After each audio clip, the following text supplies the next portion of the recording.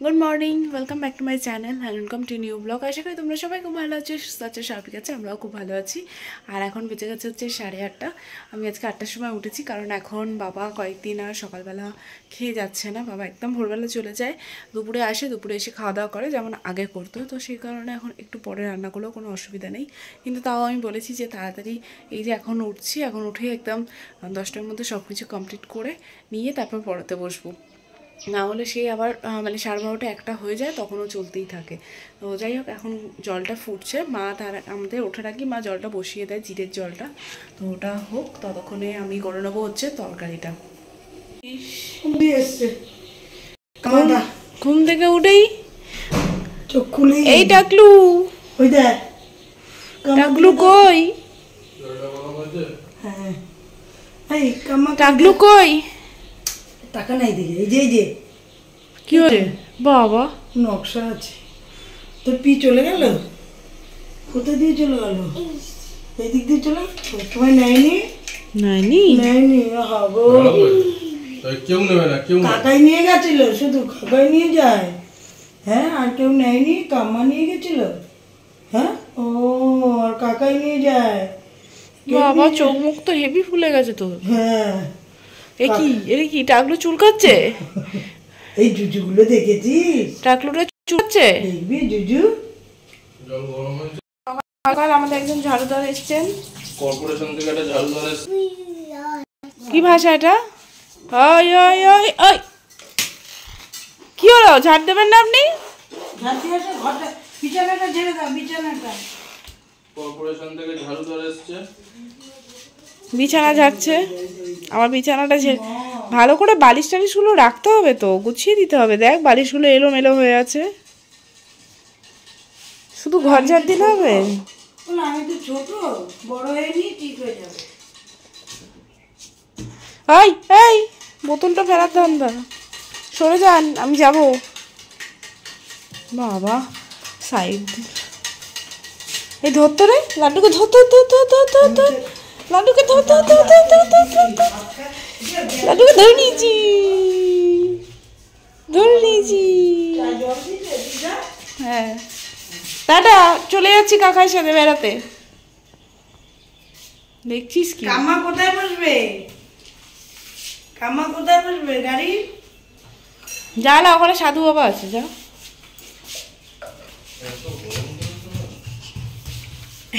এখন আম্মাকে না।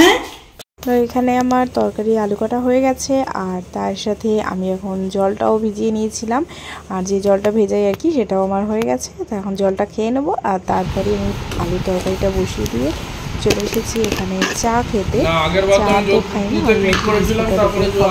আজকে ভাবলাম একটু বেশি করে বিস্কুট ফিস্কুট খেয়ে রাখি, কারণ একটু টিফিন খেতে লেট হতে পারে। তো সেই কারণে দুটো মেরি বিস্কুট নিয়ে নিয়েছি, আর তার সাথে নিয়ে নিয়েছি একটা টোস্ট দাও তো।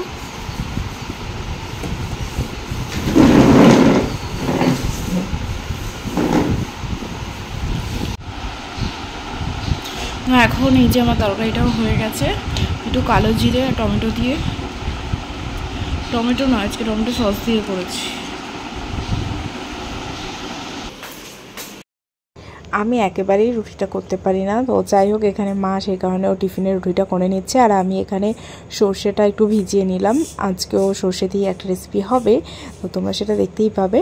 আর এখানে এই যে মাছের জন্য দুটো কড়াইতেই তেল বসিয়ে দিয়েছি, আর এদিকে এই তেলটা আসলে পাঁপড় ভাজা হয়েছিল, সেই কারণে একটু কালো কালো হয়ে আছে। পাঁপড় ভাজার পর অনেকটা তেল ছিল, তো ফেলে দেবো, সেই কারণে ভাবলাম আজকে পালং শাক হবে, আর সেই কারণে পালং শাক নয়, পুঁই শাক হবে, তো পুঁই শাকটা হবে, আর সেই কারণে এখানে বসিয়ে দিচ্ছি। আর এখানে পুঁই শাকের সাথে সমস্ত সবজি দিয়ে আর কি করবো, আর ছোটো কড়াইটাতেই বসাচ্ছি। আর একটু একটু করে শাকটা সেদ্ধ হয়ে আসলে কমে আসবে, আর লাস্টে যেটা থাকবে সেটা দিয়ে দেবো, কারণ সবজি তো অনেকটা আছে। আগে সবজিগুলো দিয়ে দিলাম, ওটা আস্তে আস্তে সেদ্ধ হতে থাকুক।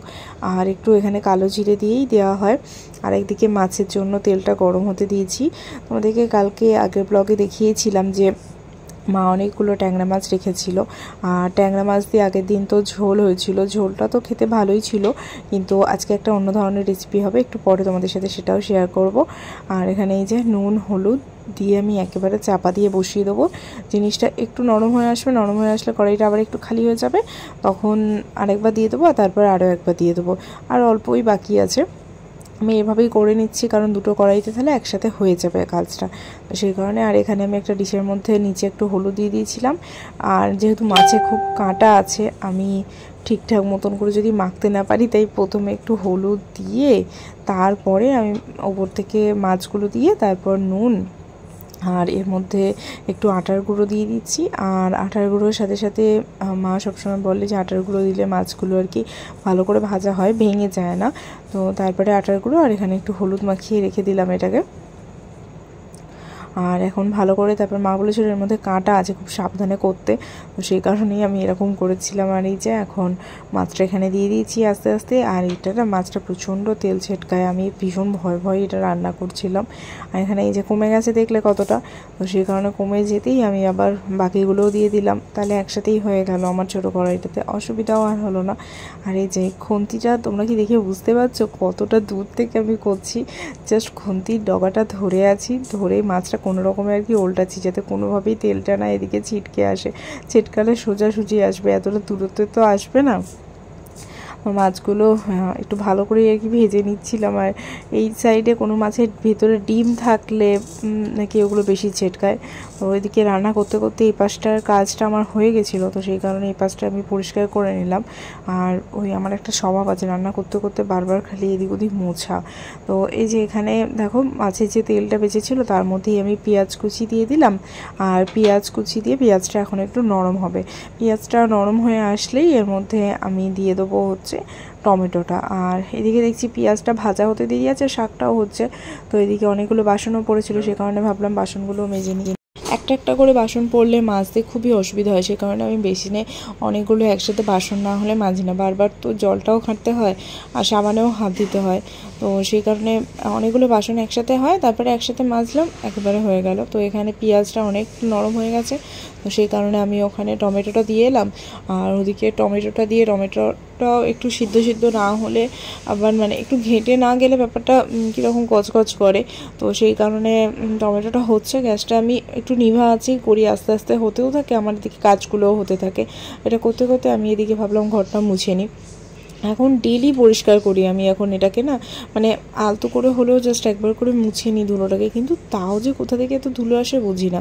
আমি ঘরটা করে নিলাম। আর এখন তো মায়েরও সেলাই থাকে না, মানে মা এখন পুরোই ফ্রি, তো এখন কদিন আর কি এরকম মায়েরও চাপ কম আছে, তো সেই কারণে মা বললো আমি তাহলে জানলাটা পরিষ্কার করে নিই, জানলাটা ঘরগুলো ঝাড় দিয়ে দিই, তারপরে আমি মুছে নেবো, তুই তাহলে রান্নার দিকটা দেখ বা স্নান করে নে। আর এদিকে ওমা গিয়ে দেখছি ওখানে কাকিদের সাথে সব কাকিদের একসাথে গল্প করতে শুরু করে দিয়েছে। আমি বলছি ঠিক আছে তুমি গল্প করো না বরং, কারণ মায়ের সেলাই থাকলে একদমই ওঠার সময় হয় না, কারোর সাথে কথাও হয় না, তো সে কারণে আমি না তুমি তাহলে কথা বলো না, আমি তাহলে ঝাঁটটা দিয়ে দিই।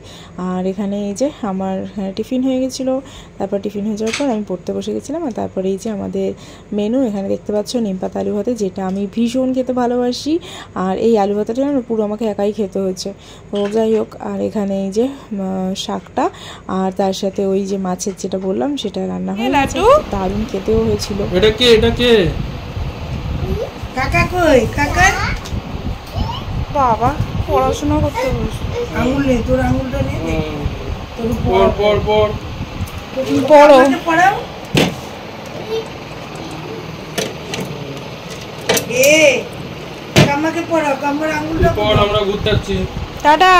আমরা টাটা চলে যাচ্ছি, তুই পড়াশোনা কর। আসতে রে কাকা কোথায়? এই তো না, আমি দিয়ে দাও।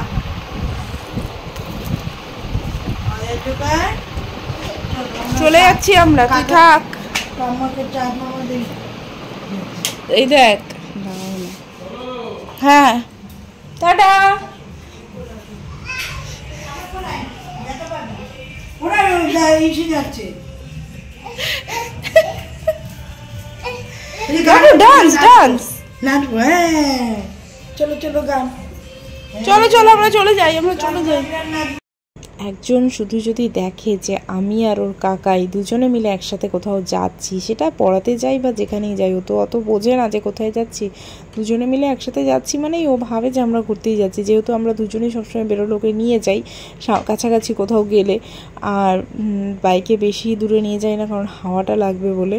তো সেই কারণে ও ভাবে যে চলে যাচ্ছে। আর এখানে না আমাদের এখানে ঈদের জন্য খুব গান বাজছে, তো সেই কারণে ও গানের সাথে সাথে নাচছে। এখনও পর্যন্ত পুরোপুরি রিয়েলাইজ করতে পারছে না যে আমরা সত্যি সত্যি চলে যাচ্ছি।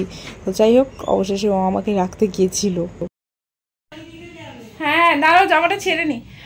তো এখন বাজে হচ্ছে 8:30। আমি জাস্ট পড়িয়ে এলাম, আর ওরা একটু মার্কেটিংয়ে গেছিলো, সেই কারণে একটু দেরি করেই পড়লো, জাস্ট 1 ঘন্টার মতন পড়লো আর কি। আর এখন আমি বানাবো হচ্ছে ল্যাপচা। আমার খেতে দারুণ লাগে ঈদের সময়, এই সময়টা আমিও কিনে খাই আর কি। এমনি একটা প্যাকেটে হলদিরামের তো ল্যাপচা পাওয়াই যায়, কিন্তু আমার পার্সোনালি কেন জানি না হলদিরামের থেকেও আমার এমনি লুজগুলো খেতে বেশি ভালো লাগে। তো যাই হোক, এনেছে অনেকটাই, 500-র মতো আনতে বলেছিলাম। আমি না ভেবেছিলাম সন্ধ্যাবেলা হয়তো পড়বে না, খাবো, কিন্তু হয়নি। তাই এখন 9টা বাজতে যায়, কিন্তু ওটা খেলে তো একটু ভারী মতন, অল্প করেই তাই খাবো, কারণ বেশি খেলে আবার রাত্রিবেলা খেতে পারবো না, কালকে খাবো ভালো করে।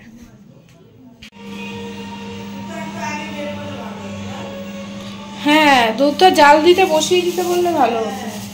তো এই যে এখানে দুধটা গরম হচ্ছে, আর এই যে আমার ল্যাপচা।